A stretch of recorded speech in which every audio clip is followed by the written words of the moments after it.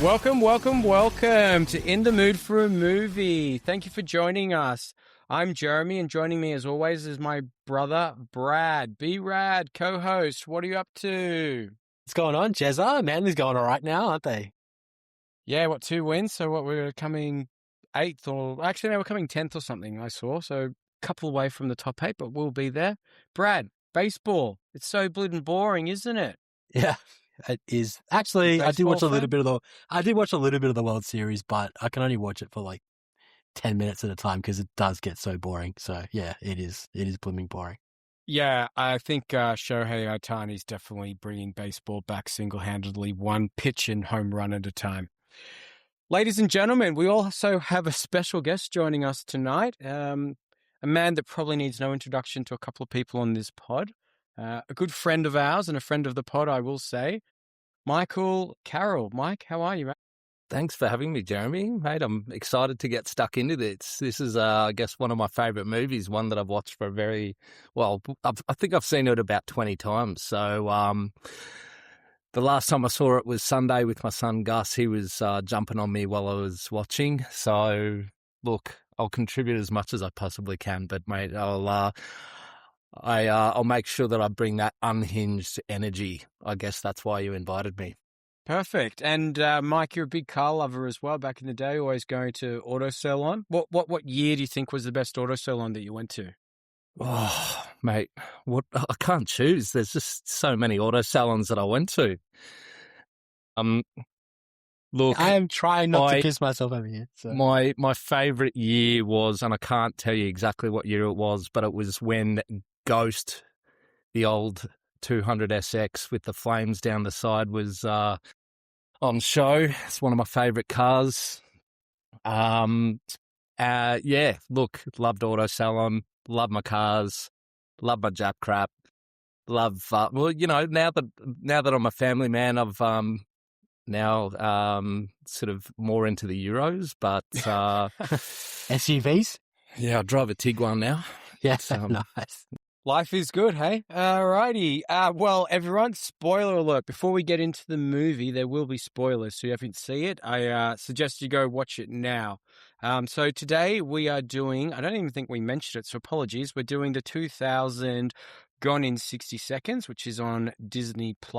I will go through the 2-line plot summary for everyone. A retired master car thief must steal 50 high-end cars in one night to save his younger brother from being killed by a crime boss. Here he reunites his old crew for one last impossible job against the clock and police. Mike, I know you just mentioned that this is one of your favorite movies. Brad, you had it in your top 5, Jerry Bruckheimer, Don Simpson, when we did that a couple of pods ago. What are your thoughts, Brad, on the movie? Why do you love it so much? Just sort of echoing like what Daz was sort of saying before. That's Mike Carroll, everyone. Man, it's just such a fucking cool movie. Like, I just love, I'm a big car enthusiast too. I love a heist. I love Nick Cage, and it all sort of just, rolls into one.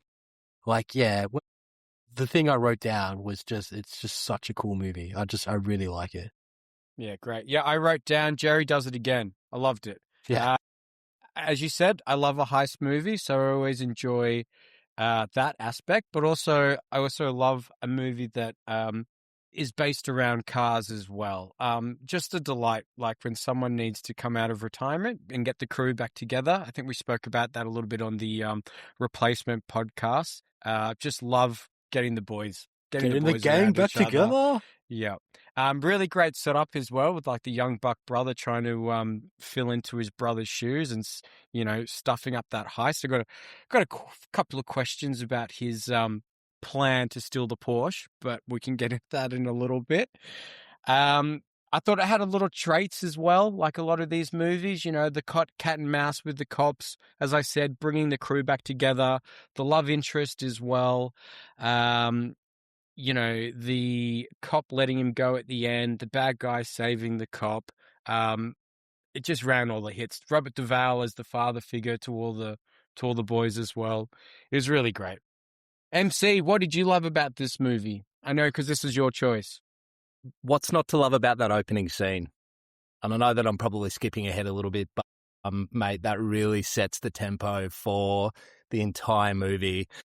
You know, when Kip burst through that glass in the 911, I think it was a bit of a crock of shit how he actually stole the car, because literally he just opened up a cupboard full of keys. Yeah, I know.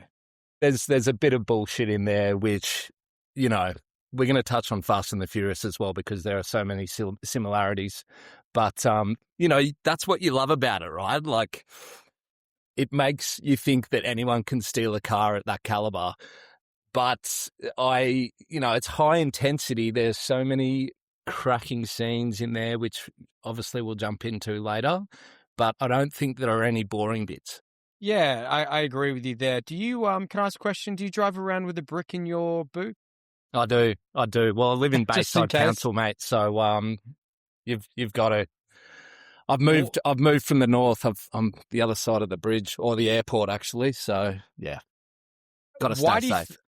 Why do you think cars resonate on the big screen? Because they're fast, they're loud. You know, they're so many different personalities of actor can be, I guess, represent their acting skills and their intensity. So, you know, obviously, Memphis, you know, is a bit of a bad boy. Well, they all are. And the cars that they end up nicking are bad boy cars. So I really like that connection between the characters and the cars. And also, you know, like you see it in the Fast and the Furious, right? Like everyone's got their car, and I think it reflects them as a character. You know, Vin Diesel, he's got the big Charger. You got, you know, the RX-7 as well. There's Tyson that drives the Eclipse Mitsubishi, I think. But, you know, also, you know, I guess just what I'm saying is just like I really do like that time with character and the cars, and I think that they did it really well and Gone in 60 Seconds, and also Fast and the Furious. But we're not talking about that movie tonight. I'm gonna piggyback just what you said, Daz. Yeah, I definitely think, to your point, that I think everyone can relate to driving, and I probably suspect that a lot of people think that they're good drivers when probably they're not. But to your point, I think it's so relatable. You know, people's cars at times are a reflection of them. I think, like, people choose, like, you know, there's 1,000 different cars you could choose, and people choose a car based on, you know, their own sort of personality, I think. So, yeah, I reckon it's a good point. And I just think that, you know, cars are so cool that everyone can relate to it. You know, not that I do it, but, you know, speeding can be cool, and, you know, going fast can be fun and thrilling and stuff. But I just think that, you know, because pretty much everybody can drive, they can all sort of relate to that. 100%, man. Like you've got the guy that lives out in the bush. He's driving the Holden with the big fuck off mud guards. You've got the eastern suburbs mum. She's driving, you know, the Range Rover that has never been off road. You know, there's a really. It's not just in the movies, but you can also tie in personalities to people that live in different parts of the country. And anyway. Yeah, I agree. Yeah. Yeah, echoing on that as well. You always see when someone rocks up in their girlfriend's car or, you know, whatever, and they cop it a little bit. I 100% agree with that. And I also enjoy that both, it's sort of non-gender, both girls and boys quite enjoy cars. And as you were saying, everyone's always very proud of their car, no matter what type of car it is. What is your favorite car in this movie, Brad? Oh, actually, I want to guess everybody else's favorite car in the movie. So, can I do that? Yep, sure. All right. I put down Jeremy as the Dodge Viper Coupe GTS, also known as Denise. I put Daz down as Eleanor, the Shelby Mustang GT 500. And I'll let you have a guess of my one. But how close was I on those? Yeah, you got me with the Dodge Viper. I did? Yes. Yeah. I also had Aston Martin DB1 1961, but the Dodge Viper's like, in my childhood, yeah, the Dodge Viper was the car that I always wanted. Yeah. I had you down for the Lamborghini Diablo. Well, that is a favorite, but I actually went the Jaguar XJ220. That's Bernardine. I remember our dad always crapping on, going, this Jaguar XJ220 is like the fastest car ever. And you used to have a model of it in your room. And I was always so jealous of you growing up because you had a copy of that car. But yeah, I actually really like that car. I think it's really cool. Don't remember that. Daz, did he get your car right? No. My favourite car is a Diablo, 100%. Really? Or was That- it? Okay. No. That Nice. scene when they're outside the that guy's house and he's getting it on with his girlfriend. It's probably one of my top 3 favourite scenes in the movie. Brad, I reckon. Oh, I don't know, man. It's not on the list of cars that they stole, but yours was probably the Honda Civic at the start when Kip tries to race him in the 911. Yeah, I do love Japanese cars. And but- Jez, I had you down as the Cadillac that old mate stole, and it wasn't on the list, and it had all the drugs in the back. I was hoping you were going to put me down for Michael Peen. Michael Peen's Cadillac that he turns up with all the essays in.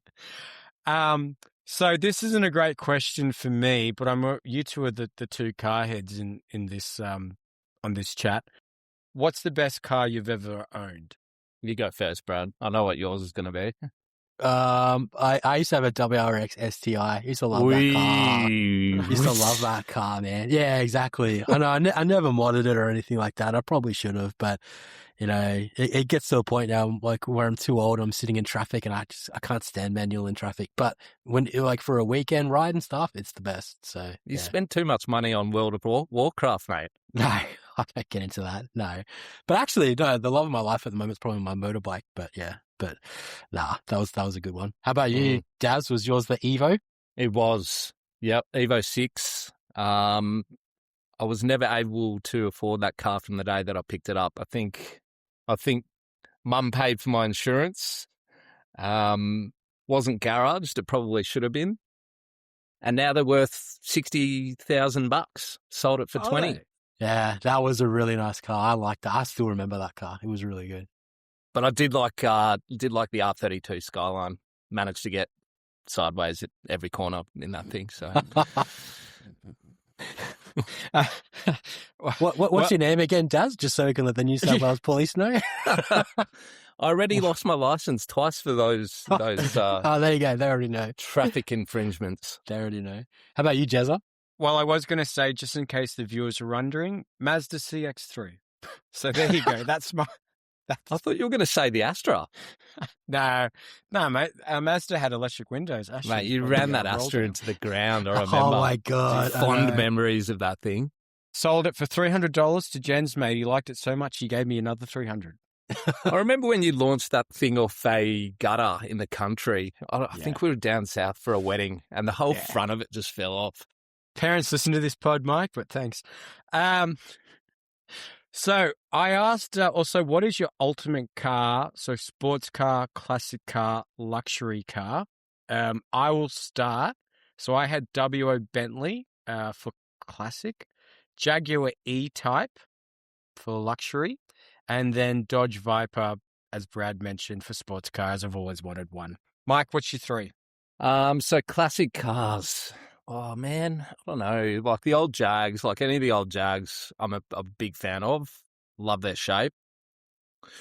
Luxury car, probably DB9. It's one of my favorite cars. What's the next one? Sports car. Oh, you know what? Now that I'm a family man and I just need room for just scooters and helmets and just fucking just that kind of shit, I really do like the Audi RS6s. Great. Yeah. Brad, what about you? Probably, I mean, classic cars. I mean, there's so many nice, like, classic cars. I can't really think of one probably off the top of my head, but, you know, they got, you know, the Mercedes Gullwing's really good, but, you know, also like, you know, classic Bentleys and Rolls Royces and stuff like that. So I'll just skip over that.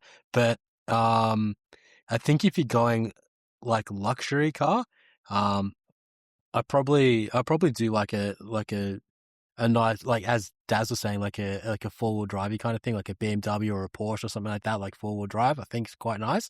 But the ultimate sports car for me is probably like a Lamborghini, like a Hurricane or whatever they are. The newer ones, man, they're just so nice. So yeah, Dude, BMW are cooked now.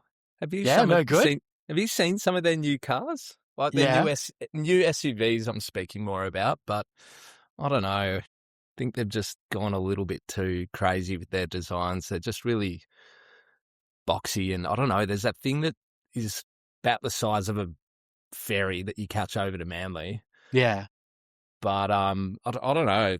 Just not a massive fan of the Beamers. yeah. Well, Well, I we used to have be. we have BDing BMW to sponsor. So if you're still there, yes, please do. Beamers are okay in my book. Do better, BMW. So I also was really interested to see what everybody's Mount Rushmore of car movies are. So I'm looking for your top 4 car movies. Now, the caveat to this is the movie cannot focus only on one car. So like Chitty Chitty Bang Bang, Ferris Bueller, Back to the Future, Grease, Speed, etc. are not eligible. Brad, what's your Mount Rushmore of car movies? Well, I had to have a Fast and the Furious on there. So my favorite Fast and the Furious is Tokyo Drift. Well, yeah, I love that movie. I had Mad Max Fury Road. I had a classic from back in the day. I'm sure you remember, Jez, The Great Race. That was a really cool one. But the ultimate movie, like with car chases, like car driving, like focus, I think for me is Ronin. Man, that movie is just off the chain, and the car stunts and races in that is so good. Yeah, awesome. I was looking at Ronin as well. You kind of took 2 of mine, so I might change my order. But Mike, what's your top 4 car movies? Look, I do like a car movie that is just completely bullshit, right? So the Transporter, you can't go past it. A good one. If you're going to see a movie that is high energy, similar to Gone in 60 Seconds, The Transporter, Gran Turismo. Like, I was pretty surprised by Gran Turismo. I'm not sure if you've seen it, Jez or Brad, but No, yeah, I played the game, but I haven't seen the movie, so it is Great good, film. is it? Give it a Okay, watch. I'll check it out. Baby Driver as well, another good. really good film. And then look, like, how many more do I have? Because the rest would be from the Fast and Furious franchise. What's your favorite? Oh, you can't go past the first one Yeah. Yeah. because then That it is just good. gets into, stealing cars and getting Flying the into fucking band space. back together, and then I don't know. Okay, so I'm changing my all a bit up now, but my original was The Great Race, Cannonball Run 2, Oh, Fast and Furious, and Mad Max Fury Road. So I'll change to Cannonball Run 2, Fast 5. I'm going to keep Mad Max Fury Road, and I will put in Days of Thunder. Cannonball Run, what a call out. Oh, I forgot about that. That's such a good one too. Yeah. I forgot to mention Senna. Have you seen Senna? The No. documentary. Yes, Yeah, it's great. it's awesome. Have you seen Rush? Have you seen Rush, Mike, Yes. with Hemsworth? That's pretty good. Yes. I quite Yeah, like it's that. good too. That's good. Okay, great. Brad, what did you think of the heist? Yeah, it's good. I like it how they try to do it in one day. I think it built like more urgency, like more tension throughout the movie instead of doing it over like a few days, which was pretty cool. And I liked all the like shadowing, like to take photos to work out where the cars are. And there's a couple of scenes where they, went to dealerships and stuff like that to try and find the cars. So, but overall, I quite like the heist, and I like the story behind it, where like the guy's obviously, Kaliji's like an underground sort of mob boss, and the reason why he's collecting those cars is to make promise on a deal that he's got with a foreign, entity or whatever. But yeah, I love a good heist movie, and you chuck cars into it as well. Like, what a recipe. So yeah, it was good. Yeah. MC, thoughts on the heist? I just reckon if you're going to pull off something like that at that scale, you're probably going to need 6 months to plan it. And they managed to pull it off in, well, look, the countdown it starts at 72 hours, I think, at the start of the movie, then quickly goes to 2 days, and then all of a sudden it's like 12 hours to get the whole heap of cars. Love it. Good on them. But Yeah. I just, it's good that they showed how they were doing a little bit of their research to make it a little bit more believable, I guess. Love it how they all split up in teams. again, similar to Fast and the Furious, but it really just had you on your edge of your seat the whole entire movie, which is what I really loved about it. Yeah, I loved the setup as well, as you guys are saying, the whole planning, all the scenes for, planning out how they're going to do anything. When he goes to the dealership and he's like, I'm a rich guy that's boring. But when he first introduces himself and he's like, Roger, two Rogers don't make a right. You know what I'm saying? It's like, so good. And I really and then he's like, what else have you got in the warehouse? Yeah. He's like, what else is in the garage? I really love Nick Cage and Linda Delroy's chemistry as well with like the cat and mouse setup with the two cops.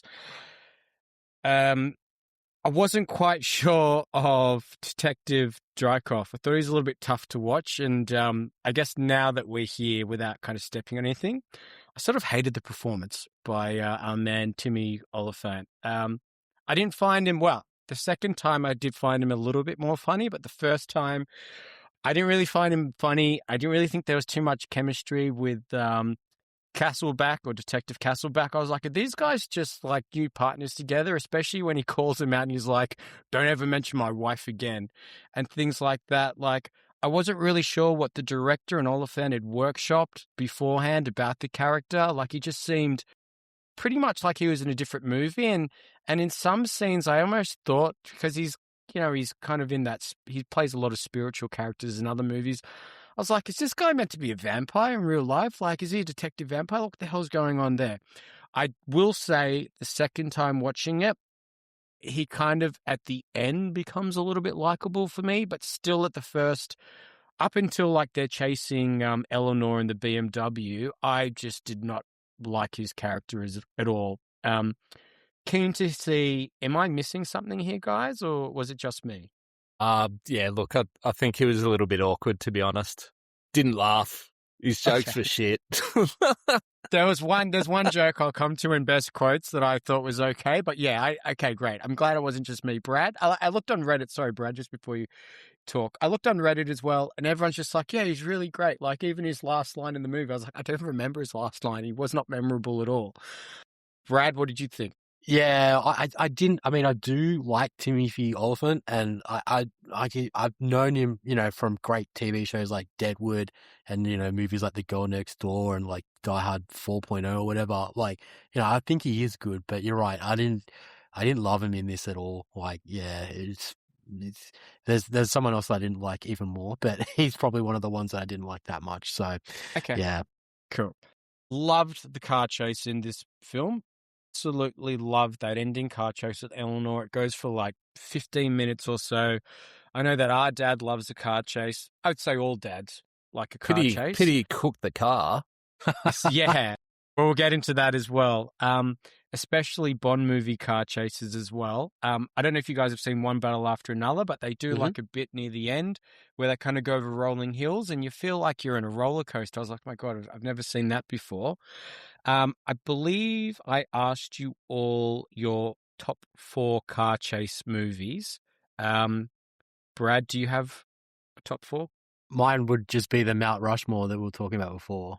Yeah. But again, to highlight it, like, I think Ronin, like, is unbelievable. Like, the car chase scenes in that, you got, Robert De Niro with a rocket launcher shooting at another car through a sunroof, like, unbelievable. Like, it's very cool.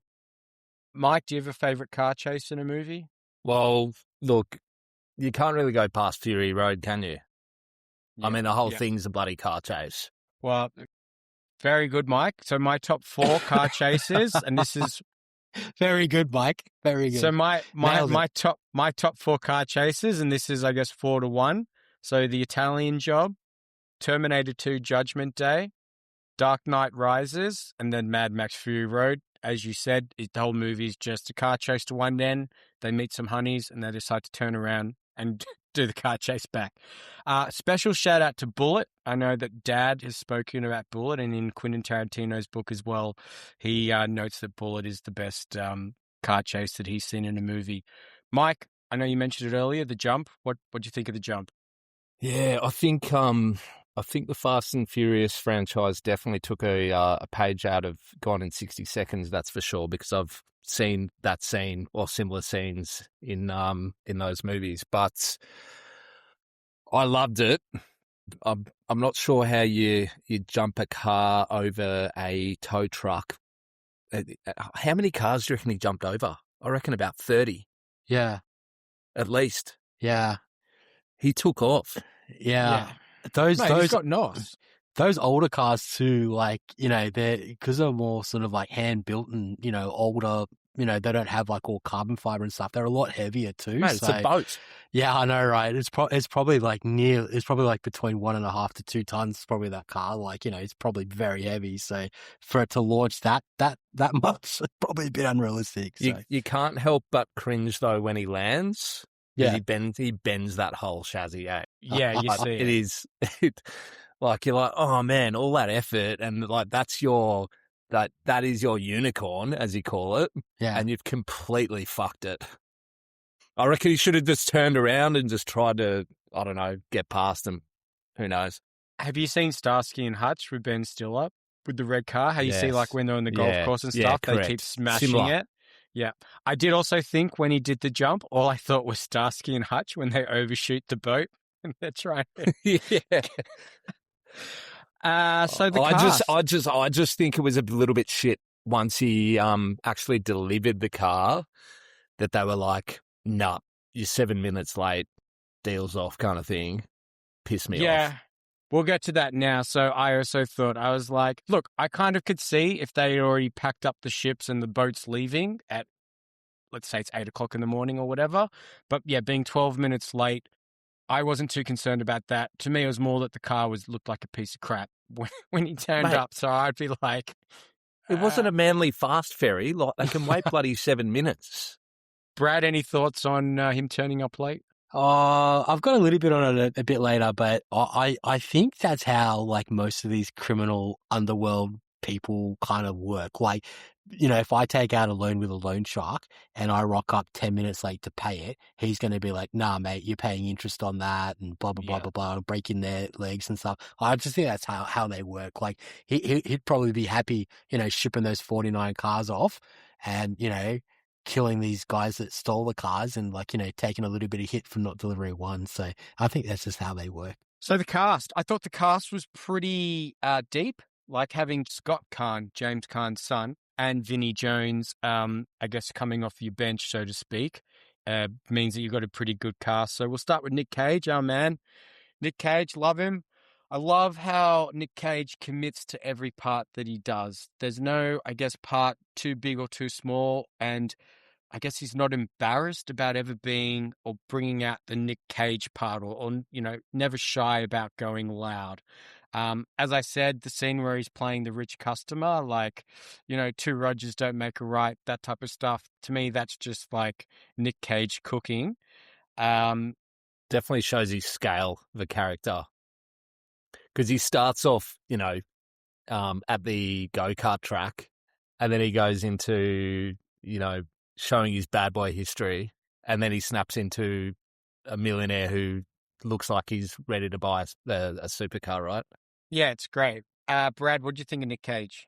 Yeah, I quite liked him in this movie. I thought he really carried it. There's a couple of scenes and quotes that we'll get into later, but there's a couple of things that he did which is just classic Nick Cage. But I think this is sort of maybe at the end of his real peak. Because he had a few really good years there where he's doing some absolute like banger movies. And this is right at that end of that, like sort of the mid-90s to 2000s, I think was his real peak. And yeah, you got him at the right time, and I think he really carried it in this movie. Yeah, just carrying on from that. So 1995 to 2000 was just an unbelievable run of films for him. The Rock, well, leaving Las Vegas first, which he wins the Oscar for. So The Rock, Con Air, Face Off, City of Angels, Snake Eyes, 8mm, I believe we're all a favorite of that film. Bring Out Your Dead, Gone in 60 Seconds, capping it off with Family Man, a personal favorite of mine. Have you seen Family Man? I have, actually. Love it. Made me want to get silk sheets. Con Air, though, that's one of my favorite Cage films. Yeah. Con Air is just the best. Put the bunny back in the box. So Nick Cage, he gets around as well. He has been married 5 times. So he joins the likes Whoa. of Scorsese, Gary Oldman, which I was shocked to hear, Judy Garland, Clark Gable, Pamela Anderson, to name a few. Wow. Do any of you know which actor or actress has been married the most times? No, I don't. Is it Angelina Jolie? No, I think she's been married twice. So I'm just going to go from 6 till the top number. So Billy Bob Thornton has been married 6 times, one of those to Angelina Jolie. Richard Pryor 7 times. Mickey Rourke 8 times. Larry King 8 times. Elizabeth Taylor 8 times. Lorna Turner 8 times. Jennifer O'Neill 9 times. And Zaza Gabor 11 times. Wow, 11. Wow. 11? Jesus. What is your How's that Mount possible? Rushmore? Well, mate, she's a socialite back in the 50s or 20s. I think people used to get married for like a day. So, and I don't know, maybe there was an annulment. Maybe they brought that in. What's your after. total flower bill for 11 weddings? You think you would have learned after the first 4? Like, seriously? Okay, guys, Fucking so hell. what's your Mount Rushmore of Nick Cage films? So what's your top 4 Nick Cage films? This was really hard because he's got some really good movies. But I think I have to go, and this is in no particular order, but I have to go Face Off, which is probably his best. Face Off. I really love The Rock. My personal favorite of mine is 8mm. And you guys mentioned it before, and I love this movie, and it is one of my favorite movies, and that's The Family Man. Like, that is just such a good movie, and he's got such good chemistry with Tia Leone in that as well. So, yeah, I'd go with that. But, I mean, we mentioned, Con Air and Gone in 60 Seconds as well. But, yeah, it's Face Off, The Rock, The Family Man, and 8mm. So I had the exact same as you, but Con Air instead of The Family Man. So Con Air, The Rock, 8mm, Face Off. I'm pretty sure we're all going to have the same, like 4 or 3. How good is that 8mm? That's such a good movie. The Beast. Yeah. The Machine. Runner's pretty good as well. I haven't I seen remember Runner. Runner. Yeah, it's good. Good film. And The Flash. Haven't seen The Flash either.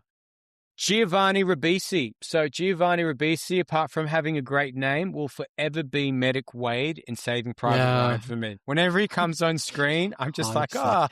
And that scene in Saving Private Ryan when they're in the church and he's rewriting Vin Diesel's letter to his dad and he's talking about his mum coming from home and how he would pretend to be asleep. Just cuts me deep every time. And then to the next scene where he's like, Mama. Yeah, and he's getting Just the like- morphine. Yeah, wow. Yeah. I feel like there's always something a bit like mysterious. I feel like, I don't know if he's done a lot of drugs or whatever, but like his eyes always look a little bit tired.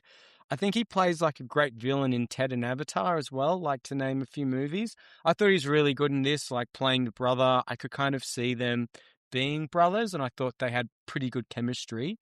Brad, what were your thoughts on Giovanni? Yeah, it's funny you mentioned that, like that whole, like the drug angle. Like he always kind of looks like he's a little bit stoned. I pick up on that as well. But it's weird. He's got this like kindness behind his eyes. Like when he acts, I think, in his bigger roles like this and, Saving Private Ryan, he's always like, he's like the good guy, like a little bit innocent, things like that. But yeah, I thought it was a good cast. I thought he was pretty good in this. Do you know what his best role is? You'll remember it now, is the creeper in Ted. And he's like really in touch with Ted. Yes, It's like- you're right. And man, you watch Gone in 60 Seconds and that's all I had in my head. Like him sitting on a park bench wanting to steal a fucking teddy bear. Robert Duvall, Big Bob. We spoke about him a lot in the Oscars part of the show. We spoke about him in the Oscars show that we did a couple of pods ago. As we mentioned back then, one of the greats. I really enjoyed his father figure in this role. It's his second Jerry Bruckheimer film and playing a similar character. I think his name was like Hugh Hire or something in Days of Thunder, I did prefer his performance more in Days of Thunder. I think he's got a bit more to do, like as the pit boss or whatever he is. And I thought it was a better overall character. I felt like this character could be what happens after Days of Thunder when he retires or when he's kind of starting to slow down a little bit. Hmm. What do you guys think of his performance? Yeah, mate. He's he's a great character. I think he really fit the role quite well. Um, I don't know. No real thoughts, to be Yeah. honest. I just thought he was a good fit he was good casting for the film. Yeah, just to echo off that, like, like what Dad said, like he's fine, like he's good in this role, like he nailed it. And to your point too, Jez, like wasn't like he's in the movie that often or that much. If they wanted to add more of him, like I would have loved to have seen it, but it was typical Duval, just like excellence, and he just didn't really have to comment too much because he's not in it that often, I don't think so. Yeah. Yeah, look, he probably brings some credibility into it without having to do much at all. So it's time. It's time for what we've all been waiting for. We're going Angelina there? Jolie. We're going there? Yeah. Mike, the floor is yours. Angelina. I think Gone in 60 Seconds was one of the movies that put her on the map, but obviously there's Tomb Raider as well. Alt I really enjoyed too, but yeah, when I think about Angelina Jolie, I think Gone in 60 Seconds. There's probably no better casting for this movie than her, other than Nick Cage. But I mean, she's got it all, man. Just like most of the lead girls in Fast and the Furious.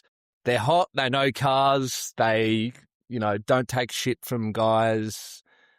They love a drink, they like to glass people. So what did you think of her hair? I couldn't the first time I saw it, I Don't was like the what the dreads. hell? Yeah, Don't I like the hated it. I was dreads. like, what's going on with the hair? Like, why are they making her like Nah, an 8 instead of a 10? shouldn't have given her dreads. Brad, what's your thoughts on Angelina? I've got I got some grievances about this later, but it's funny because when I first watched this movie in the cinemas, and I was probably 17, 18 or whatever at the time, no, 16, 17. I remember her being smoking hot. Like I used to think like, wow, she's such a babe. But maybe the peroxide blonde, which I used to do when I was a bit younger too, like maybe that was a thing, and that sort of, in the early 2000s, and that's why I sort of thought she was hot. I don't know. I got some questions. I'll bring up some other stuff about her later. So Okay, yeah, I was Dude, going to she do was this. she was 24 Yeah, years yeah. old. He was 24. 36. He was 36. That in is this. insane. That's insane. I was going to bring this up earlier, but I decided to cancel it out because I was like, maybe I'm my own world. Because on the weekend, I chatted to a couple of people about this, and they were all talking about how hot she was. The first time I saw her, I was like, why does she look like the lady in The Fifth Element? I was like, what are we doing here? Like, why is she so pasty and stuff? Second time, I was like, oh, yeah, she's looking a lot better and stuff. But yeah, I agree. I wasn't quite sure. I wasn't quite sure about her look. Don't get me wrong, she's hot, but I just felt like they could have definitely made her hotter. Delroy Lindo, our man. You think that now, but when you were, 12 when you first watched it? yeah, she was smoking hot, bro. She was smoking hot back then. But now that 2026, Brad looks back on it, I'm like, got some questions. I wasn't 12 when I watched this. I was whatever age I am now without saying it out loud. God, say it, Jezza. Wasn't it your birthday last week, mate? So Ah. Delroy Lindo. So born in the UK, if you guys didn't know that. I think he is sublime in this film. He just owns the screen. I love the control his presence he makes. Like, you can tell, like, yeah, I'm the boss. Like, I'm your daddy. I'm on your tail. I'm chasing you. If you put a foot wrong in this town, I'm going to be on your ass. And you could really feel it. I felt like he was really enjoying himself in this movie as well. He got to drive the car a little bit. One of my favorite scenes we'll talk about in a little bit, but I just really loved how he did this scene.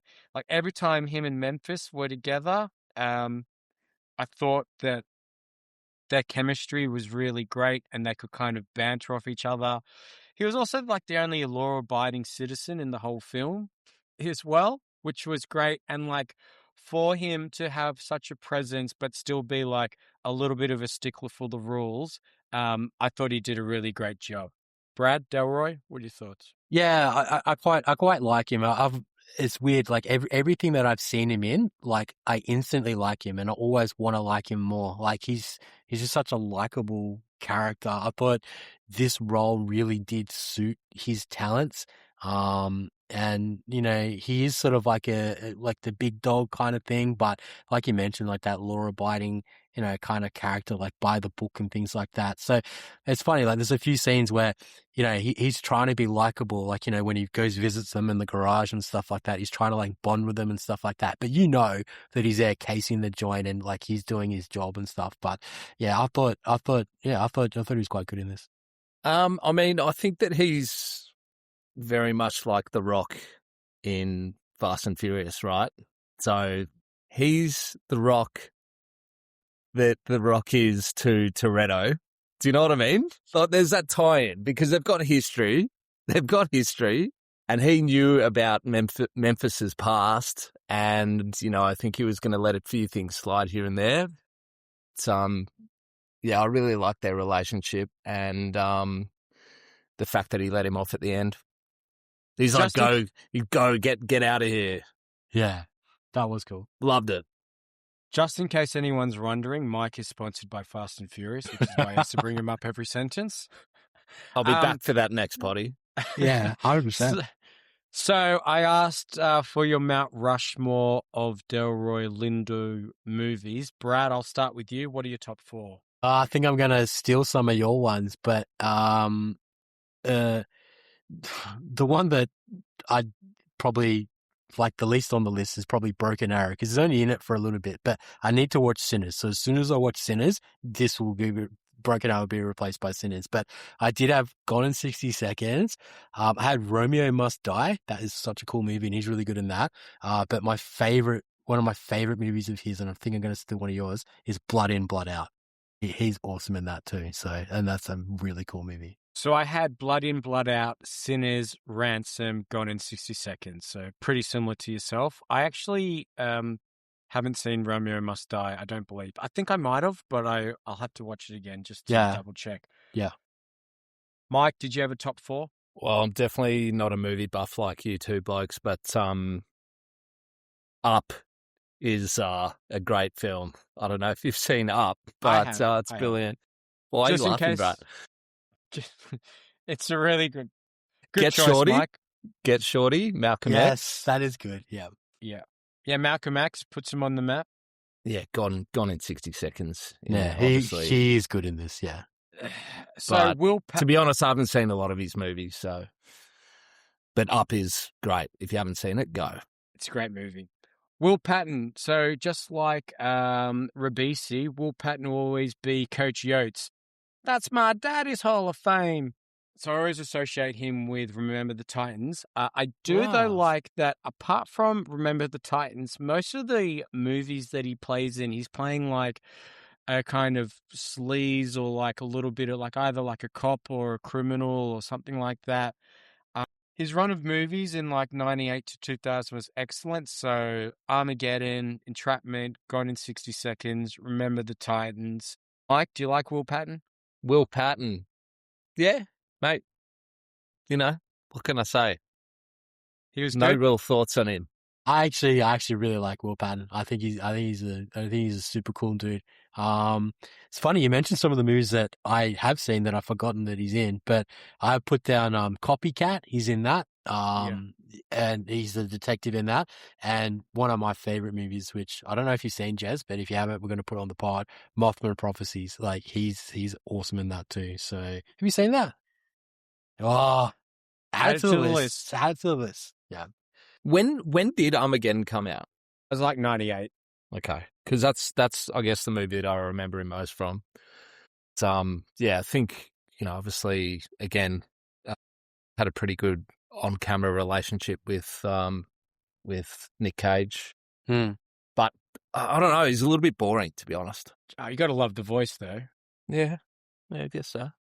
So, second week in a row that we've had a character that's a mute. So, Vinnie Jones, our man, Vinnie Jones. I had written down when you need a British thug, you call on Vinnie Jones. But then I realized that he doesn't actually speak till the end of this film. And as Nick Cage says, I thought you're from Long Island. Um, he had a pretty good run here. So he only started acting in 93. I think he's an ex-footballer. And so Guy Ritchie cast him in Lockstock, as Big Chris, and then we're off. So 98 to 2001, I would imagine, is his best run. So Lock, Stock, and Two Smoking Barrels, Gone in 60 Seconds, Snatch, absolutely love Bulletproof Tony, Swordfish, Mean Machine, and then I've got a later shout out later in life to Juggernaut and X-Men Last Stand. Comes in hot in this film with blowing up the car and helping out Memphis.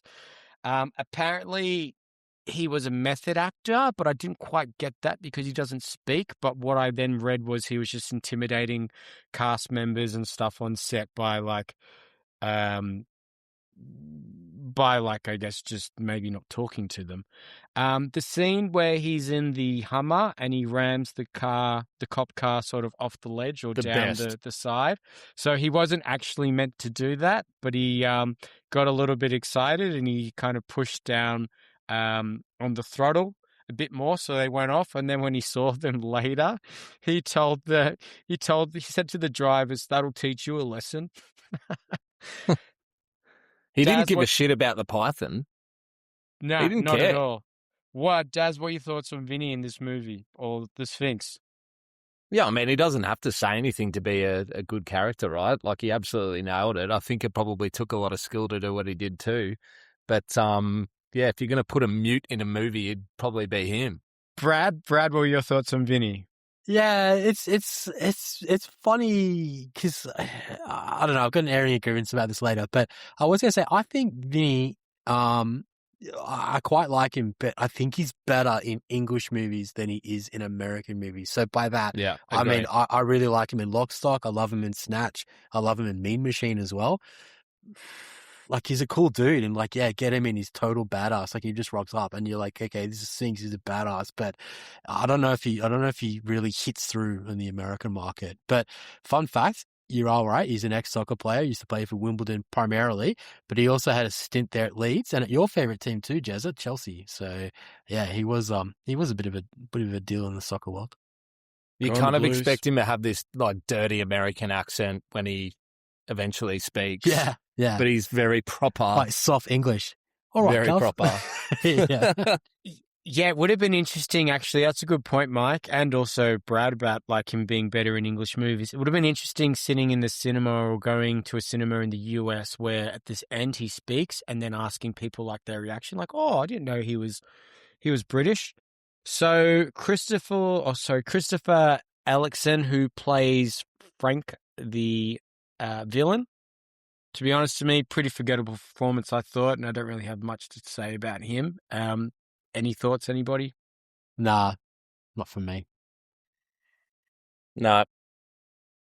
Timothy Oliphant, so as I mentioned, wasn't sure about his performance. Loved him in Alien Earth. He was probably my favorite character. So, Tim, we're back. You and I love Alien Earth. Anybody want to say anything more on Timmy?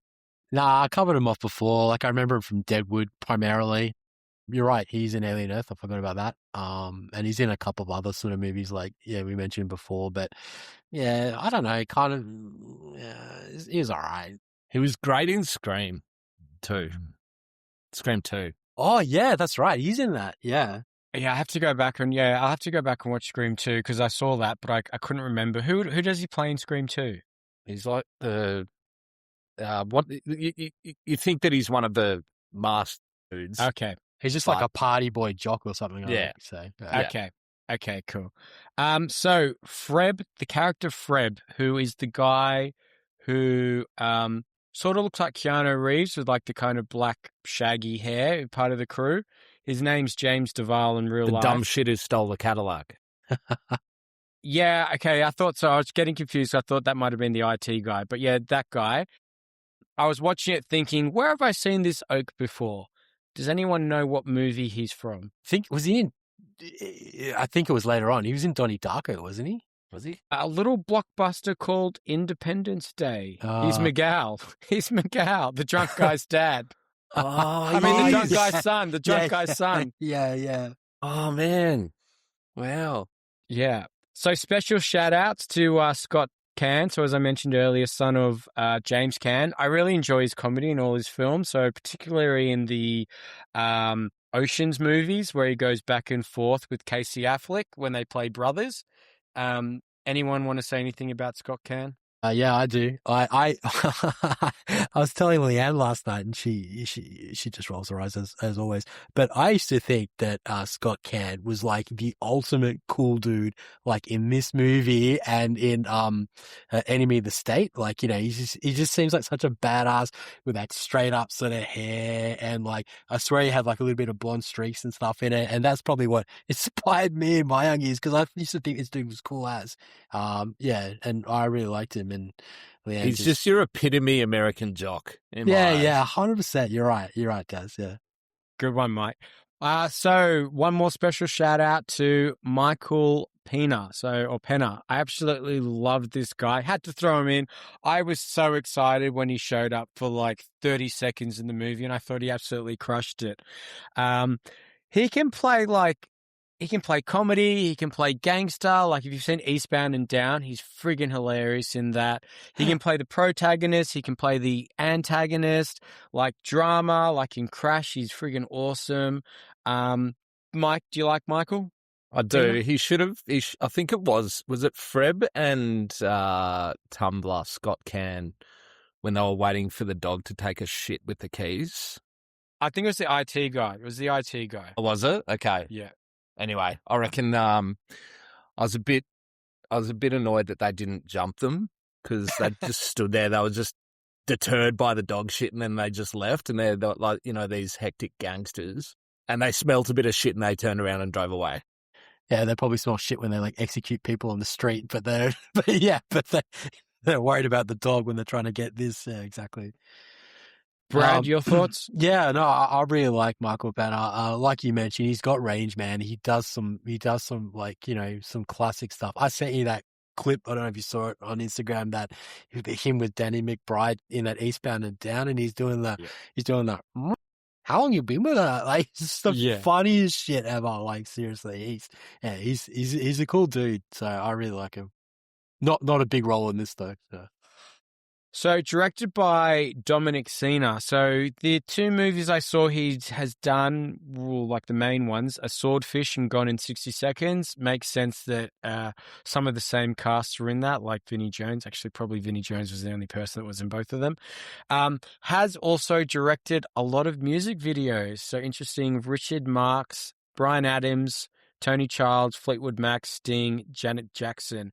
I wasn't actually going to say much on him, but after watching it again yesterday and this morning, I thought he did a really great job with all the action shots and sequences. And I even watched a little thing on YouTube earlier today where he was talking about it. Like, he's very visual. And I think he did, like, as I said, I think he did really well in being able to coordinate like a 12-minute car chase scene was not hard. I mean, it's pretty hard to friggin' do and to get it looking as great as it did. So I was actually quite surprised that he hasn't done any more of these types of movies, unless it's just the mastermind Jerry Bruckheimer sort of pulling all the levers, and you just need someone there to say action. Brad, sorry, can I just jump in here? Yeah. Gone in 60 Seconds was released about a year almost to the day than Fast and the Furious. Yes, I'm touching on that movie again. And then Fast and the Furious, what are we up to? 11, 12? Yeah, it's been a 13? while. Yeah. I don't know. There's so much substance to this movie, and I don't know why they didn't make at least 3 or 4 more, because they could have.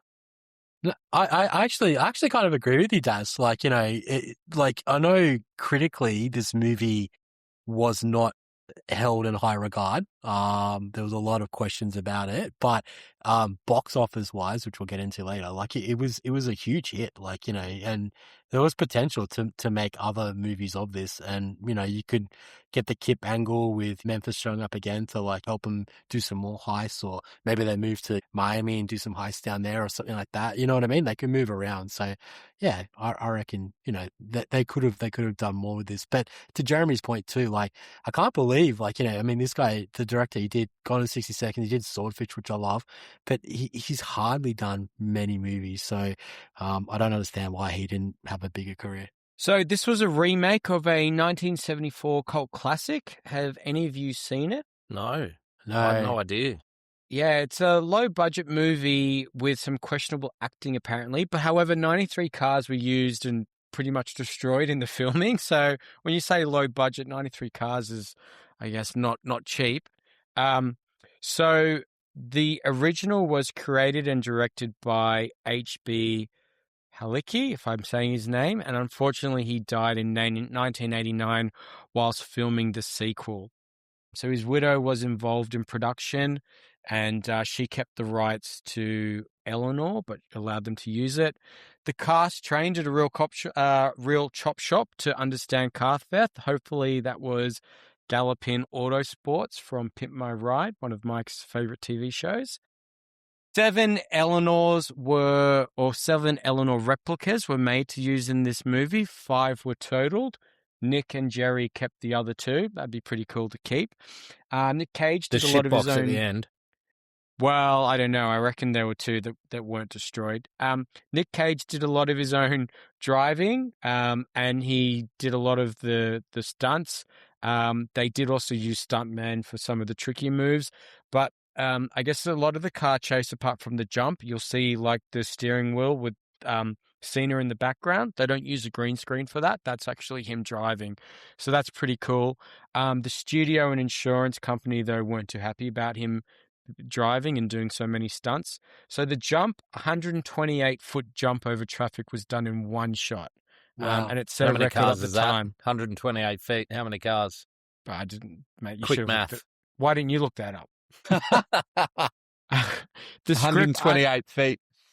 Okay. The script underwent extensive rewrites. So J.J. Abrahams was one of the writers who's uncredited on it.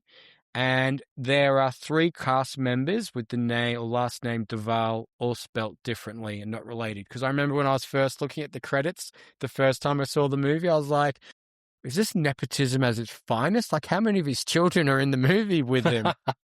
Mike, quick update. How many cars is that? It's approximately 8 to 9 average car lengths, but it's shot in the US, so I guess that's 3 cars.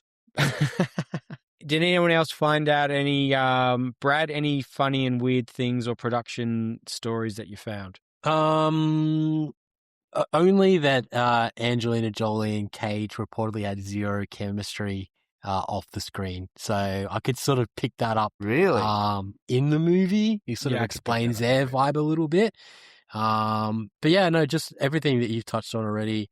You know, I was going to say, you know, them naming all those cars and stuff like that. Here's a question for you. Do you guys name your cars at all? No. No, but I know people that do. Okay. Do you name yours? Yeah, I do. Yeah. There's a weird... What's your current car's name? Julia. Come on, mate. It's parked outside. Julia. What do you reckon Jules thinks about this? Julia? I have Brad, seen a bit of it. numbers I have and seen it. Hold on, I got to say, I've seen a little bit of a weird clip on YouTube. You'd probably be able to find it about a guy that actually marries his car Really? and makes love to it. Yeah, I think you sent that to me. I'm not sure how that works. I think it must be through the exhaust pipe or something. Who knows? Brad, run us through the box office. Yeah, no problem. I wanted to hear more about Mike's story. The box office, the budget was $90 million. Wide, it grossed $237.2 million. So, yeah, it was a massive financial win. Despite, you know, a bit of a critical roasting it did take. But yeah, it was definitely a success. And to Mike's point earlier, I don't know why they didn't at least explore potentially making more of these. Oscars, no Oscars. Surprise, surprise. We've already gone through that Oscars years. But Brad, just quickly, do you think that she should have been nominated for any Oscars? No. No, not Great. at all. No. Favorite scenes. So I will go through my favorite scenes, and then I guess keen to hear your favorite scenes. So opening scene, stealing the Porsche. As I said, I wasn't quite sure about the plan. I wasn't even sure if the brick would smash through the glass. Mike, as you said, it just like then have to open up the box and just hand out the keys. If that's what we're doing at car dealerships, looking forward to driving my new car. How many This is- how many millions of dollars worth of cars do you reckon are sitting in that Porsche dealership? Millions. And it takes a wire to unlock that little cupboard. Yeah. Good point. Yeah, it's ridiculous. What's going on? So the scene where Detective Castleback comes into the workshop after Freb steals the car with the drugs. Great scene. Man, oh man, like the suspense and how everyone was playing the scene was really great. As we said before, like I love how they're all breaking balls. Brad had you mentioned like how he's trying to kind of bond and fit in with them, but at the same time he's definitely scoping out the joint. Love it when they get him into the car and he like revs it up. I just like, hell yeah, like, hey man, why don't you come join us on the heist? The distraction whilst they're boosting the Mercedes from the cop garage. I think the guy's the TJ Macy or something, what the character's name or the actor's name is. Quite like that. Wasn't quite sure when he pulled out the doll. I was like, what the hell is he doing with this doll? Why is he carrying a doll? Yeah. Then the dog poop scene with Michael Pena rolling in, as I mentioned, just loved it. I think I mentioned to one of you two today quickly, like the heist starts with 50 minutes to go. And I think, Mike, you were saying how there's like no breaks in this movie. From that 50-minute to go mark, we're just on. 50 hours to there's go? 50 Or 50 minutes. minutes? Like The 50 heist minute starts runtime at in the 50 movie. minutes, does it? 50 minutes to go in the movie. Right, okay. No, sorry. Sorry. Because obviously they do the countdown. Yeah. Yeah. clock. Sorry. Yeah, okay. The Got you. heist goes with 50 minutes to go in the movie. Yes. The car chase is 15 minutes long, and it's just great. So I kind of broke the car chase down. So the car chased around the streets. Then they go into the floods area where they shot Terminator 2 in Greece, I'm pretty sure, back in the day. So it felt like a bit of a homage to those movies. Helicopter going under the bridge. Always love it when a helicopter goes under a bridge. I just thought that was awesome. And then using the NOS to go to get away. Then he ends up in the construction shipyard, dodging all the cars. I love it when that massive gas canister leaks or breaks and explodes and it's just smashing everything all over the place. Then the big jump over the bridge. They actually closed that bridge for one day. They've never done it before, and I don't think they'll do it again. And as you mentioned, the car getting smashed when it does the jump. Brad, any scenes that you enjoy? I had the Porsche stealing scene too. I had when Sphinx shows up and beats everyone up to save Memphis. I had when Sphinx, you guys talked about it before, when Sphinx steals the Hummer with the snake in it and is ramming the cop car as DMX's up in here is like playing. That's such a cool scene. I had the restaurant scene too when they hook up the bad guy's car to the tow truck and it gets destroyed as the tow truck drives off. And then another scene, which I actually really like, is the opening credits when they've got the bring Sally up, bring Sally down. No, like, I hated it. I hated oh, that. you didn't like that? No. Oh man, I thought that was really good. I thought that set the tone for me anyway. I'll get Daz's airing a grievance on that later. I was like, fuck, just get on with it. Let's start. Because I knew what was coming, right? All right, yeah, obviously 9/11 getting stolen at the start, dog shit scene, the Diablo getting stolen.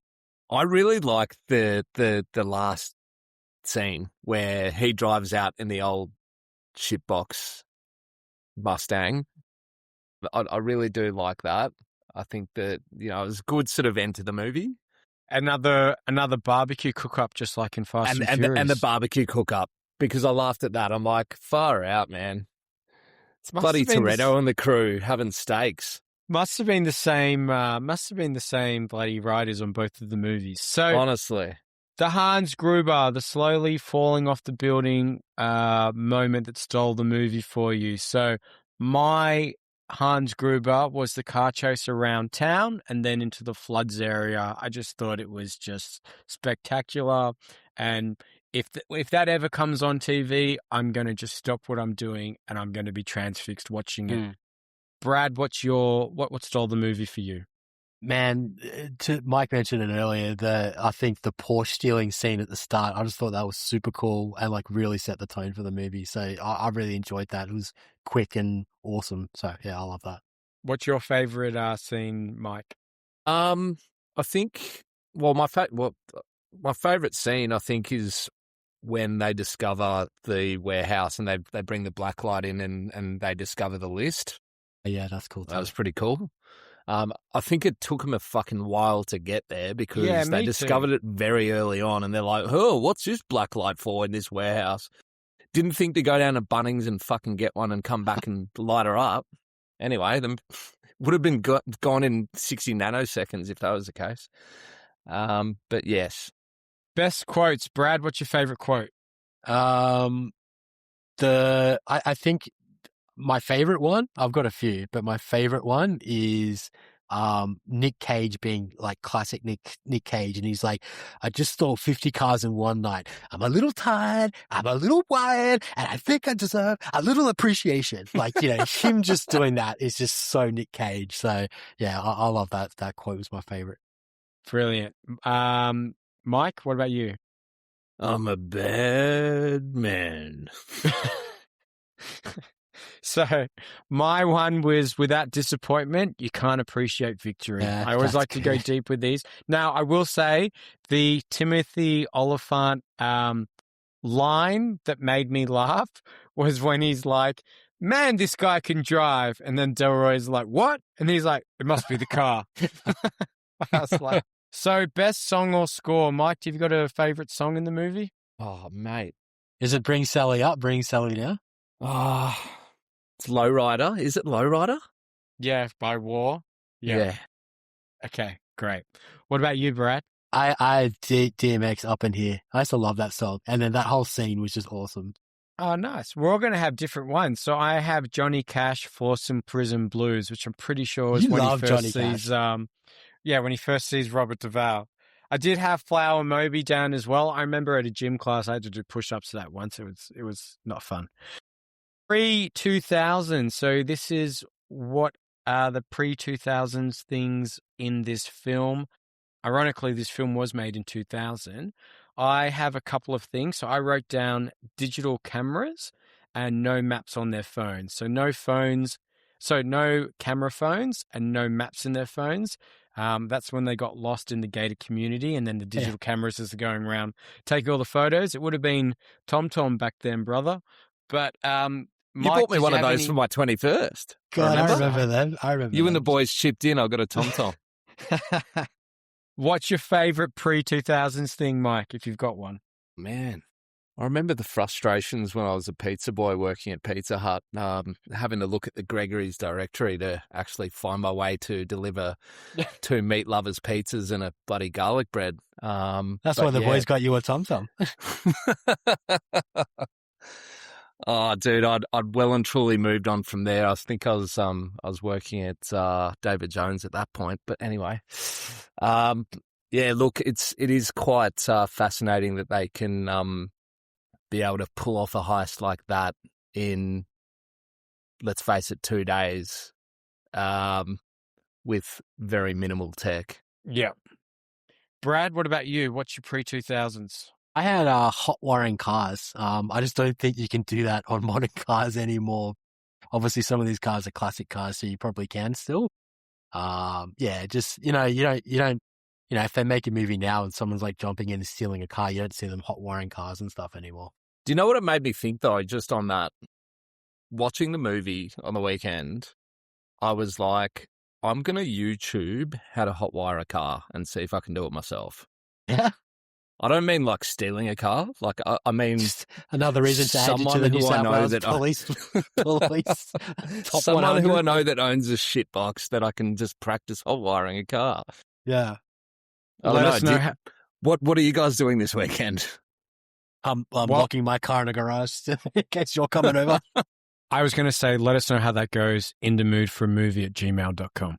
I will. The Benjamin Button, what's aged the best? Mike, what did you enjoy watching the second time, or sorry, just on Sunday? What's aged well for you?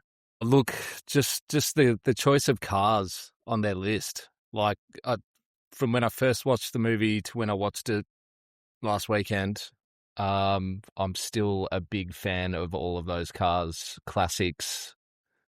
Well, I was going to say modern cars, but back then the modern cars, like the Diablos. Mate, I'm just still a massive fan. I just frothed over them.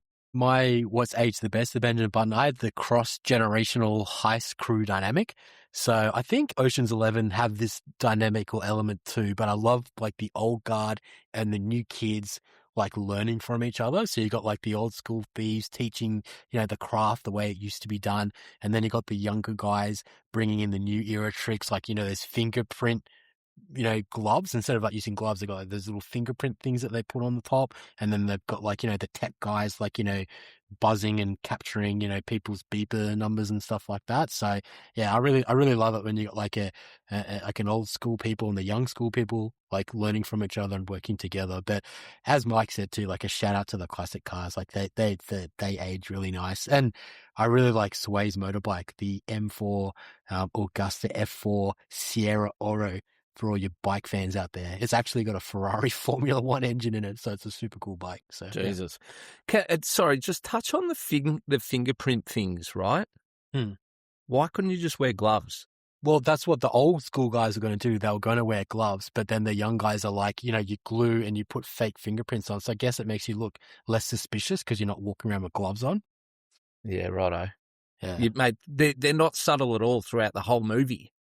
And they're worried about fucking little tips on your fingers. Every single one of them wearing a black trench coat. Mate, honest to God, come on. So I had quite a few. So car chases, as I said, staple in all these type of movies, and when done well, just make it so memorable and rewatchable. I really enjoyed the criminal, the guy getting arrested while Kip's stealing the Porsche, doing the drag race, and he's laughing as he goes past the cop. Girls' names for a car, just loved it. The NOS, always love NOS in a movie. You can always find an extra gear. This one I actually really, really enjoyed. So Raymond shooting at them as he's falling to his death. Don't see it enough. Like if I'm falling to my death and I've got a gun, I'm just shooting like up the top. Coming with me. Yeah. This was one I actually quite thought was very good and we can all learn a lesson from. So Johnny's gang being biracial. Actually really enjoyed that. And then my favorite, or one of my favorite things, is using a car crush in a movie. Ages really well. So the best movies to use a car crush, and I'll start with my favorite one, Showdown in Little Tokyo, Goldfinger, Gone in 60 Seconds, Kick-Ass, Superman 3, National Lampoon's Vacation, Cleopatra Jones, haven't seen that, Mickey 1, haven't seen that, and that's about it. Any other movies you can think of where a car crusher is used? I've only got a TV show, Breaking Bad, where they crush the Winnebago or whatever. So yeah, that's pretty cool. But you're right, crushing cars is always cool. What's aged the worst, Brad? What's aged the worst for you? I had a Volvo V70R being a car that A, you want to steal, and B, is in demand to be bought on the black market. So I just, man, no one's going out of their way to, I mean, if you've seen the car, it's just like a regular Volvo sedan. It's just like anything you just go pick up at any shop. So no rich person's wanting that. Mike, anything for you? What's aged the worst? I guess it's got to be the fashion. Yep. Like, I don't know. I think the fashion's very old school. If you see anyone wearing half the shit that they wear in that movie, you're like, okay, you're definitely from Newtown or somewhere in the inner west. So I had for me, I think, so I had The Bad Learner Driver, probably not PC these days for a couple of reasons. And the other thing I had was getting 200K to do a heist. So I counted, there's 10 of them. So that's 20K per person. I'm not even sure I would do the heist if I was getting paid $200K. So, yeah, How I much wasn't would it quite take? sure. How much would it take for 5 cars, Jeremy? I wouldn't be able to steal one. So I don't know. What? No, I'm jumping on YouTube after this. I'm jumping on YouTube. Okay. I'll research how to hotwire a car. I'll I'll teach you understand to. how the process works by the weekend. How many cars will it take to get paid $250,000? How many cars for 250? One. I was about to say I'll do $1 million a car. You're right though. It's like $200,000 for 50 cars. It's like $4,000 a car. It's like the risk is not worth the reward. There's no way. I'd steal a car for 20,000. No, for $4,000. Yeah, for but $4,000. would you steal 4? 10? Yeah, for $4,000. 10? Mate, where's the car and what kind of car is it? It's a luxury. Volvo. It's a Volvo Volvo? V70R. Mate, well, at least if anyone had tried to chase me, I'd be able to bash through them. Who are you having a beer with, Mike? Character or actor? Mate, Scott Caan, 100%. Nice one. Brad, what about you? Oh man, yeah. I should have written Scott Caan. I'm such an idiot. I actually put down Sphinx. I reckon, it'd be good. I could just sit there and, just chat away. And if people gave me shit, he could just bash them up for me. So yeah, it'd be pretty sweet. You'd just be scrolling through Instagram, right? 100%. You're both completely wrong here. The answer is the ladies at the house party. I might be a little bit old now, but those girls look like they're having a good time. Go cast. So I didn't really find much on this. I did find one interesting thing though. So Timothy Olyphant, my boy now, so he turned down the lead role in Fast and Furious to do this film. Thank God for that, because Paul Walker is my only Brian. You're kidding. What would you have? Yeah. Can you believe that? That's ridiculous. Mate, Paul Walker's so much hotter than Tim. Yeah. Nuts. And he's I more of a had to- car guy. Have you seen Walker's Well, garage? Yeah. All right. R.I.P. Not lately. Not lately. Yeah. Oh, come on. I had you, man. I had you. Brad, are you recasting or replacing any actors? I am, and it's going to upset Mike. But I really didn't like Angelina Jolie in this movie. So I actually replaced that. And it's so funny because this is how simpatico we all are. You guys sort of mentioned it before, but I reckon Mila Jovovich, she was the lady in Fifth Element. I reckon she would have been a much better fit in this movie. So yeah, it's so funny that you guys are mentioning it. I'm just like keeping my mouth shut because I knew it was coming out later. I reckon she would have done a better job. So, no surprise, I am replacing Detective Drykoff. So, I actually thought there were a little bit too many males in this film, and I would have replaced his character with a female. So, I had a look at females at that time who were in their late 30s to 40s. I came up with Sandra Bullock. I probably thought she's probably too famous to be in this. So, Courtney Cox, I thought could have done a pretty good job. And then my number one actor that I would have put in over him, Michelle Pfeiffer. I think she would have been great. And then the other person I'm replacing is Raymond the villain. If you want a Brit, I'm replacing him with Kenneth Branagh. Do you know who that is? The guy from Dunkirk. He kind of looks a bit like Sean Bean. He's in Tenet as well. He's the bad guy in Tenet. That's the only Nolan film I haven't seen. Well, both of them Okay. are the only Nolan Okay. films I haven't seen. So, yeah. And then if it's not him, I would replace it with Michael Mazdon because I think he would do a pretty good yeah, job. Michael Madsen would kill it. What character could Bruce Campbell have played in this movie? Mike, do you know who Bruce Campbell is? No. Who is he? Okay, so he is one of our favorite actors from the 80s. He's in any Sam Raimi movies that you've seen, so he would have been in some of the Spider-Mans. He was cut out of Quick and the Dead, so you wouldn't have seen those ones. He was actually in NCIS as well. Brad, I will throw to you then. What character could have Bruce Campbell have played? Well, I just had to pick my heart up off the floor after Mike didn't know who Bruce Campbell was. I do know. I'm sorry. And I told you, I'm not movie buffs like you guys. Jesus Christ, you guys are like moving encyclopedias. Thank you. We paid him to say that. Yeah.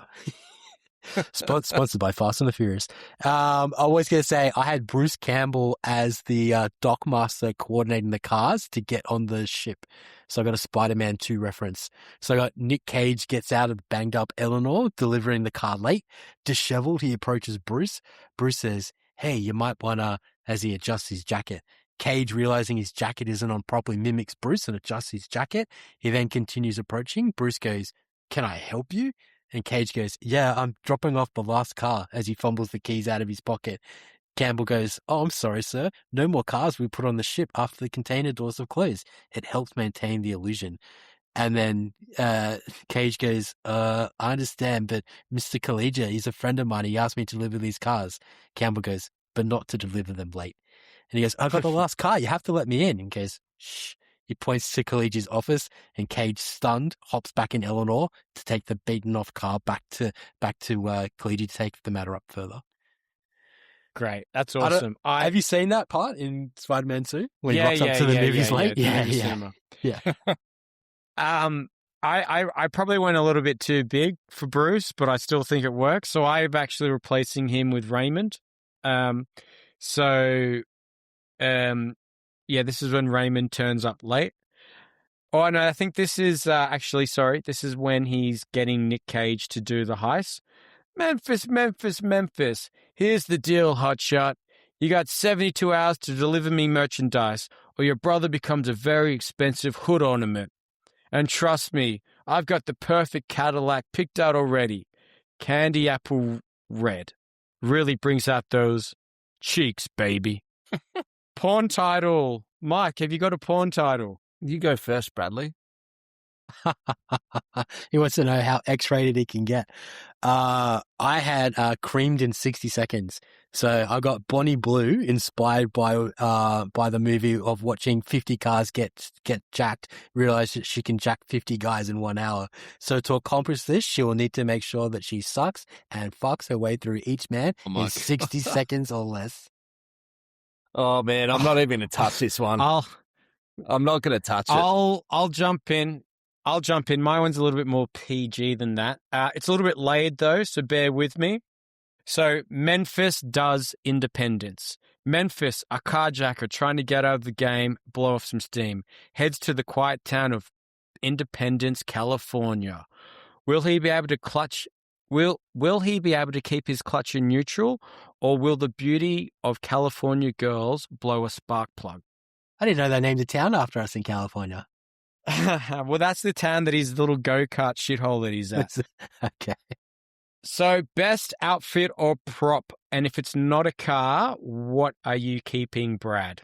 Oh, I took a car. Can I take a car? Yeah, you can take a car. All right, I'm taking Eleanor, only because it's just so iconic. And I heard that the cost of those cars skyrocketed after this movie. So, yeah, Eleanor, I'm taking that. Daz, what are you keeping? I love the keys, the replica keys that they got for I think that they were the Mercs. Oh, that's a good one. Yeah. Complete Nice bullshit, but I love that they included those. I had the barbecue bonnet at the end, what they're using the cook up for. I'd like to have that in the backyard. Nice. Frederick Zula, so best performance on the screen. So who'd you appreciate the most, Brad? I had Nick Cage. I reckon he made this movie better than what it should have been. Like, if he didn't have Nick Cage, I don't think this movie is as good. And like we talked about before, I think at the time he was very popular. And this movie sold well because he was in it and because he was in the peak of his career. So yeah, I had Cagey. And just like that quote I did before, that's just so Nick Cage. Yeah. I think Kip for me, because he's the reason why this whole thing fucking happened. He's the dead shit that caused all these issues. And but I think that he played the character very well, especially when he was in the car and it was getting crushed. Pretty intense scene, but I kind of wanted the car to get crushed, but I didn't.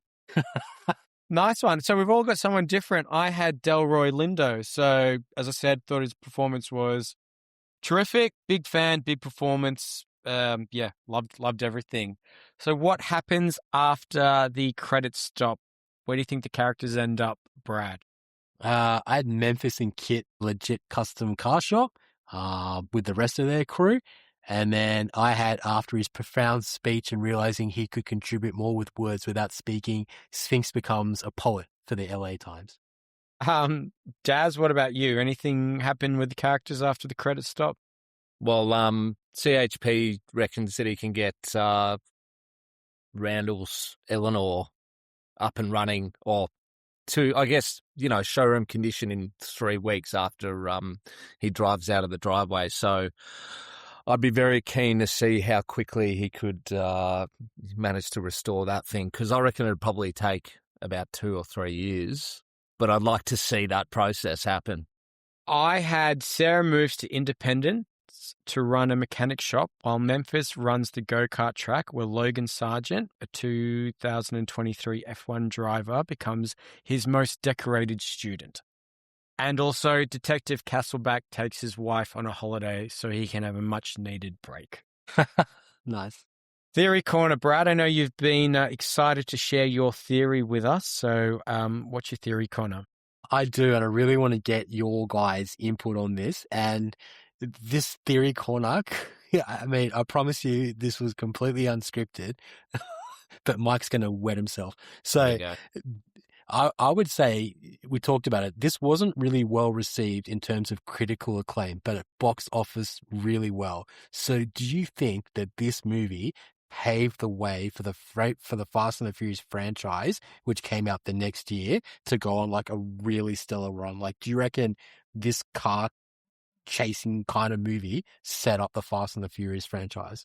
I think that they'd probably done most of the work for Fast and the Furious because it came out, as I said, like a year afterwards, almost to the day. But I think the preceding Fast and the Furious movies, they definitely took a page out of Gone in 60 Seconds kind of vibe, if that makes sense. Yeah. Because, as I said, like, there's so many similarities. Even the barbecue at the end, like, that's something that every Fast and the Furious movie, like, finishes off with, right? The crew's all back together after they've just been through all this shit, and everyone doesn't have one scratch on them, and it's all hunky-dory. Yeah, I think we're all on the same page here. Mike, just minus the Coronas with the barbecue at the cook-up. I had, like, this movie follows the same storyline to a T, like carjackers, cat and mouse for the cops, bad guys save cops at the end, cops let bad guy go. I would have loved to have seen the Fast and Furious crew try and do something like this. So we're all on the same page here, which is pretty special, actually. Got a tear in my eye. The Dom Toretto talking about Fast and Furious. So when the world comes at you fast, what are your life lessons? Well, as much as I liked doing the heist in one day, I had don't do everything last minute. If they started the day before, they would have made the deadline with over 23 hours to spare. So my life lesson is don't leave everything to the last minute. It's like Jeremy in year 12 writing his assignments. Yeah. No AI back then, unfortunately. Mike, any life lessons for you? Learn how to hotwire a car, which I'll be researching in depth after this. Again, I'm getting sentimental with everyone. As Castleback says, a brother's love is a brother's love. Not quite sure why he says it after he saves him, but maybe he's saying you're my brother too. All right. Have you got that same love for me? No, I was actually thinking, would I do this? Would I do this to save you? And I thought, if I was a professional carjacker and I could jack cars, then yes. If I wasn't, you're dead. I'm sorry. I'll teach you how. Thanks, mate. Airing of grievances. Brad, I think you've got a couple. What are your airing of grievances? I've got a few.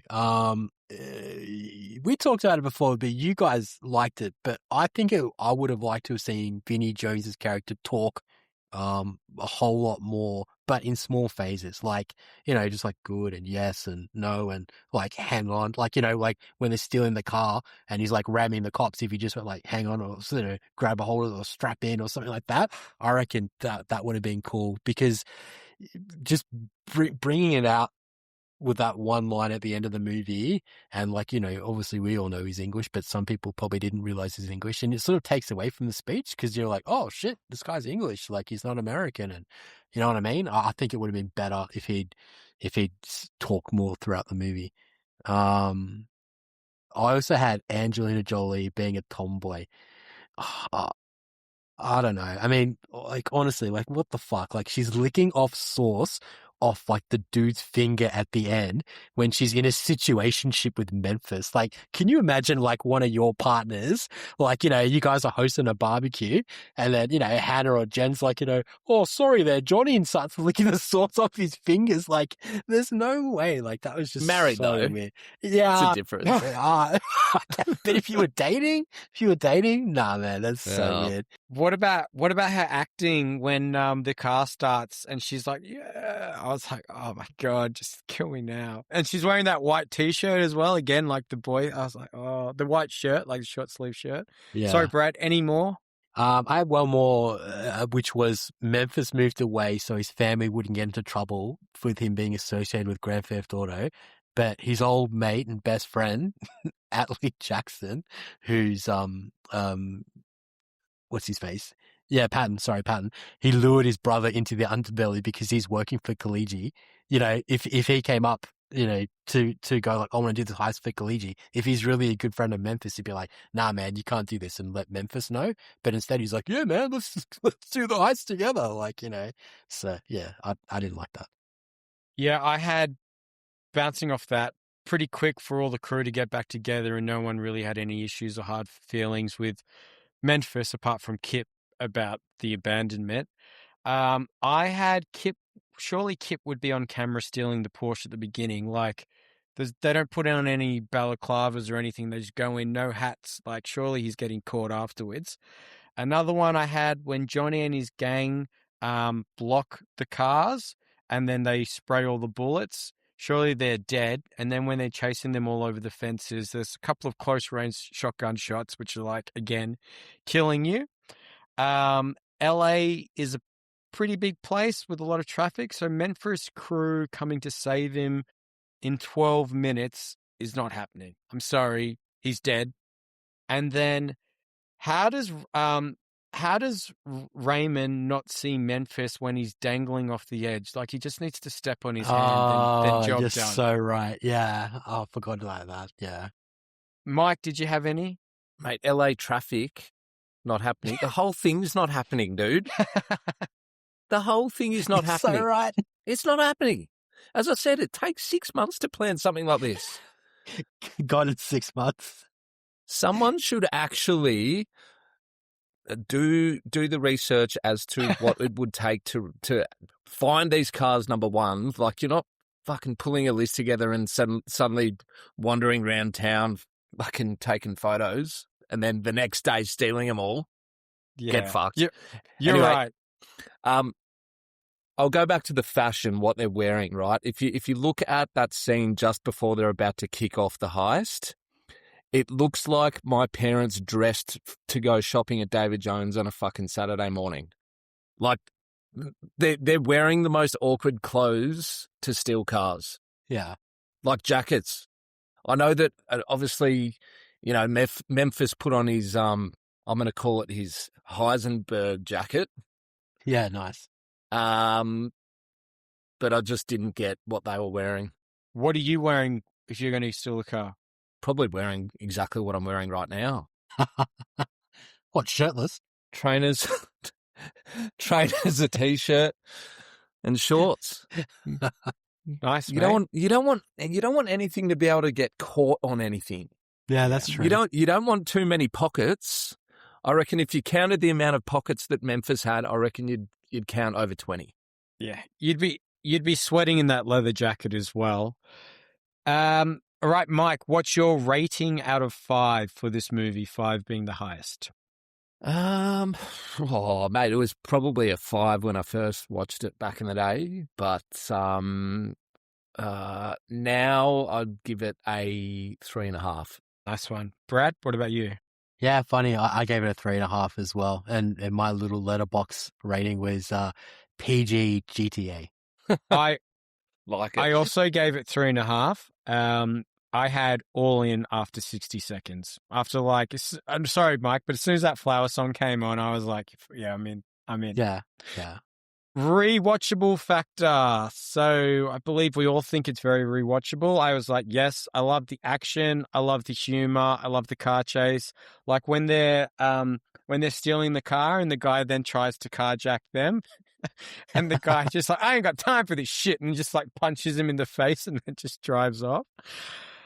It's a great hungover movie. Exactly. Yeah, you're right. If you're chilling on what the I couch. was on Sunday. Yeah, nice. So final thoughts, everyone.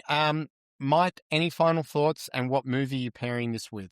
I really want them to create a remake. I reckon it'd do really well. Modern cast as well. I don't know. Maybe Nick Cage still plays Memphis in the remake. He still could. It's not like you need to be an athlete to steal a car. No. And what movie you're pairing it with? As in Fast and Furious. As in like the most tie-in. Well, no, just if you're going to watch this movie and then watch another movie straight after, what are you watching? Armageddon. Ah, good one. Nice one. Good answer. Brad? Yeah, I think to Mike's point earlier, like when this movie first came out, like it was like awesome. And like Mike's like, yeah, it's a 5. And like I pretty much agree. Like when I first saw this movie, I'm like, this is the coolest thing I've ever seen. But it has sort of worn off a bit because I think maybe Fast and the Furious, like the first one and the third one, I thought probably done a bit better overall than this one. But I still think it's like, and I'll go back to the first thing I said in the opening. I think it's a fucking cool movie. Like it's really cool. Like the premise, the heist, the cars, it's just such a cool movie. Obviously I'm probably going to pair it with Fast and the Furious, probably the first one. But I did mention it before. I got like the Ocean's 11 vibe, like when you're putting the gang together. So if you're wanting to see it putting the gang together, like heist movie, probably go with that. Yeah, nice. Double Scott Cam. I had The Siege. It was just the first movie that popped in my head when I looked at this. But my actual answer would be Days of Thunder for a double Jerry, double Duval. Oh, nice. Mike, did we miss anything? Anything else you want to mention? I'm pretty sure that was the most comprehensive review of Gone in 60 Seconds ever. I don't think we missed anything. Awesome. Well, Mike, I just want to say thank you so much for joining us. Alrighty, boys and girls, that's going to do it for this episode of In the Mood for a Movie. MC, thanks so much for joining us. It's been a lot of fun and it's a pleasure having you as our first guest. We hope everyone had as much fun listening to us ramble as we've had tonight. If you've got any thoughts, hot takes, movie suggestions, want us to tell us anything and everything, hit us up, inthemoodforamovie@gmail.com. Follow us on Instagram as well. Like and subscribe on Apple and Spotify. Brad, any mailbox this week? No mailbox. So that means all our comments about Lord of the Rings last week were completely correct and no one had a big deal with it. So perfect. And next week, I believe we're doing Dead Presidents. Is that correct? Dead Presidents. That's right. I haven't seen that one, so I'm looking forward to that. Awesome. So another heist movie / Vietnam. It's also on Disney Plus for all you boys and girls if you want to watch it beforehand. But that will do it for us tonight. And we'll catch you next time. Thanks so much for joining us, Mike, and take care, everyone. Bye.